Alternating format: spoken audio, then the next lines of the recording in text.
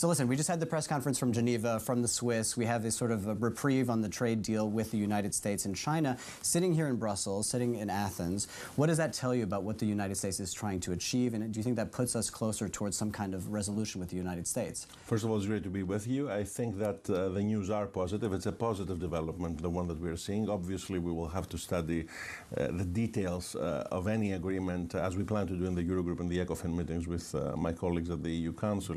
But overall, our position as Greece, we're a member state of the European Union that believes in free trade, in a union that believes in free trade. We hope to lower the temperature in the room. And any such deal, any such development, it's already reflected in the markets, is quite positive. And in terms of kind of what, because we also heard from Scott Bessent saying that the EU has fallen further back in the line in that press conference. He says that the UK jumped to the front, the Swiss are doing well. What is your sense of how close the Europeans are to actually reaching a deal with the United States? Their task is made more difficult, obviously, by the fact that there are 27 member states. Do you think that that puts us at a disadvantage here in Europe in terms of negotiating an actual outcome? I had the chance to meet with Scott Bessent in Washington in the context of the IMF spring meetings, and my message to my American colleague was the fact that we hope to move quite fast, quite swiftly vis-a-vis achieving a very positive trade deal. The position of my Prime Minister, of Κυριάκος, was ideally we should have a 0-to-0 tariff relationship with the United States. As I said, we hope to lower the temperature in the room. Yeah. I think it's feasible. We are a 27 member state union, as you suggested, but I think that we can move quite fast. And given what we saw from the UK, you still have those 10% tariff barriers there. Does that give you an idea of kind of what you can hope for from a deal with the United States? Because 0-0 seems fairly unlikely at this stage. Well, look, we're going to shoot for the best. We're hoping to achieve the best. Generally speaking, we should try to remove trade barriers. But if you look at the EU budget, by the way, at the structure of the EU budget, I think around 13.7% of the EU budget already comes from tariffs as we speak. It's part of the overall EU trade architecture. But hopefully, ideologically, what we believe as Europeans should be to eliminate those trade barriers. Plus, we should be trying to remove the internal barriers that we already have within the European Union, the Draghi report, the Leto report. And this is part of an overall discussion of an overall new architecture that we should aim to strive for. And one of the features of the trade war has also been extremely heightened market volatility that we've seen throughout the world. I remember a time that when you had that market volatility, you had German and Greek yields moving in the opposite directions. They have been moving in lockstep. We've seen basically, that story be a sort of haven assets within Europe. What do you think the opportunity is from the sort of U.S. policy in terms of attracting capital here into Europe, attracting talent? How does Europe capitalize on kind of some of the uncertainty we've seen out of the United States? It's funny that you mentioned that volatility, because in the past my country used to play a role in this discussion. We created that volatility, and now we're a stability story 15 years later after a lost decade. Plus, to add to your point, we discussed tariffs. Uncertainty is a much bigger problem. So the positive premium of those discussions, of those trade deals that we're seeing on the ground right now on behalf of the United States, with China, with the United Kingdom, with us as a next step, is to remove that uncertainty from the table in order to have a positive growth dividend in this debate. Is it an opportunity for Europe? Yes, we should always view crisis as opportunities. If you look at European history, by the way, in every move of European integration, you had the crisis that catalyzed that integration, which we then metabolized as a positive institutional reform move. We should be able to do the same. The banking union, the savings and investment union, the capital markets union, all of those things that we have been discussing, as you very well know, for quite some time. It's a topic, again, of discussion at the Eurogroup meetings, at the ECOFIN meetings. It's an opportunity, and we should grasp it. And when you think about that integration, kind of concretely, because again, as you know, we've been talking about the capital markets union for a decade at least, and now we have some renewed urgency. But I'd like to get a sort of an idea from you. When do you think we can make meaningful progress on this? And where do you sort of stand? And where do you think the sort of hurdles are? The hurdles used to that we had to negotiate a full spectrum of things, of details, of member state sensitivities in all of those discussions. But again, a crisis can help as a catalyst vis-a-vis removing those sensitivities, vis-a-vis removing those hurdles. I think that there is a real opportunity on the table, and we plan to be very constructive with regards to achieving a very positive result. And I also want to get your take on some of the domestic issues going on within Greece. You are now rescheduled. You're paying ahead of schedule a lot of your first bailout debt. Is that something that we can expect more of? When do you think the first bailout can be completely behind you? Are we expecting that to come ahead of time? It should be completely behind us by 2031. plan. This is 10 years ahead of schedule, as we have been discussing both domestically and internationally. For us, for my generation, for my government, fiscal prudence is not a policy choice. Fiscal prudence is a regime.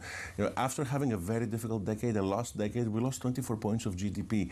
Right now, we're growing ahead, much higher than the EU average, 2.3% growth.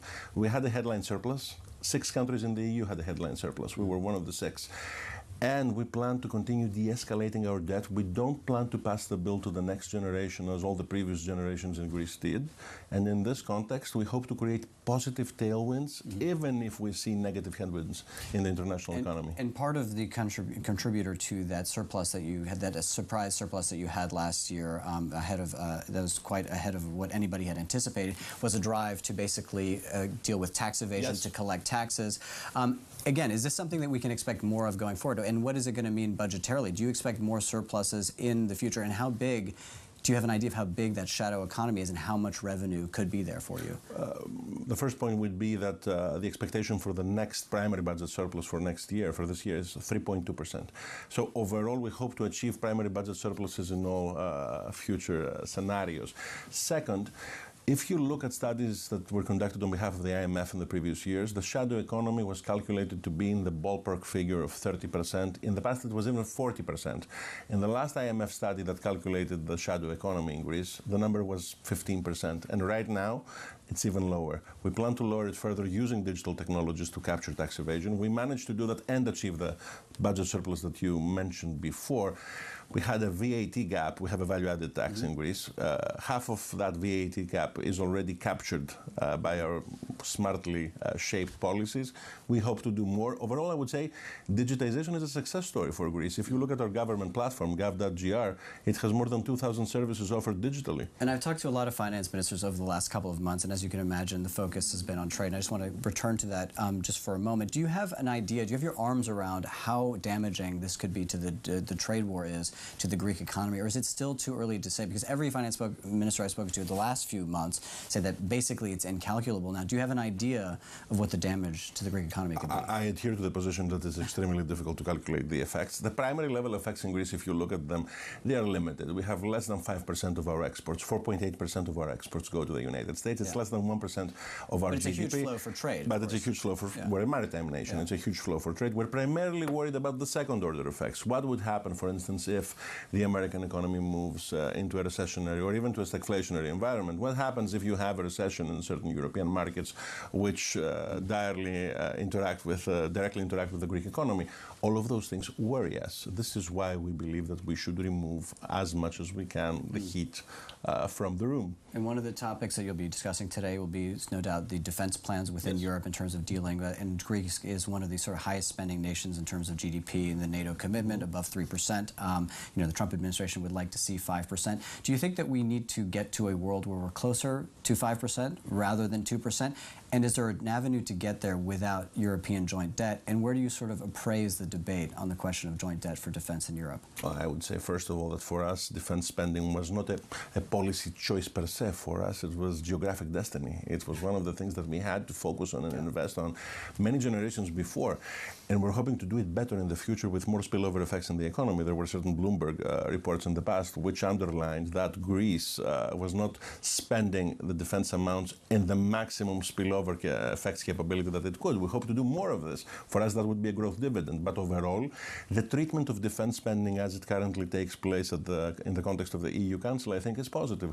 We should have some exemptions vis-a-vis the new fiscal rules of the European Union, and the current geopolitical environment mandates those exemptions. And we paid our fair share even before. More EU member states should be able to do that. Germany is now doing that. I think that we should have those degrees of flexibility with regards to achieving this. And just a sort of final question on trade. This is another question that I think is a very big one, a difficult one to answer. When we look at the trade barriers that were erected between China and the United States, the big concern is that all of that overcapacity flows to rich markets. There really is only one that rivals the United States, that is the European Union. How do you treat some of that oversupply coming from China, potentially coming into the European market? And what we're seeing from the United States rewriting this trade order, what have we learned about how how trade deals should be structured and potentially differently in the future to protect, sovereign industry? We don't yet know. There's lots of uncertainty. There's lots of uncertainty on the table right now in all of those discussions. We don't yet know if we're going to be in a zero, in a limited, or in a high tariff environment. Yeah. The world that we're going to be at in 90 days, 100 days from now, will directly affect the answer to your question. But what we do know is that tariffs are going to directly affect supply chains. If we look at what happened in the past, take the 1930s, the Smoot-Hawley Tariff Act of the United States. This had a very adverse effect for the global economy. We should do our best with regards to trying to avoid that at all costs, and this is what we plan to do at the Eurogroup and at the ECOFIN meetings.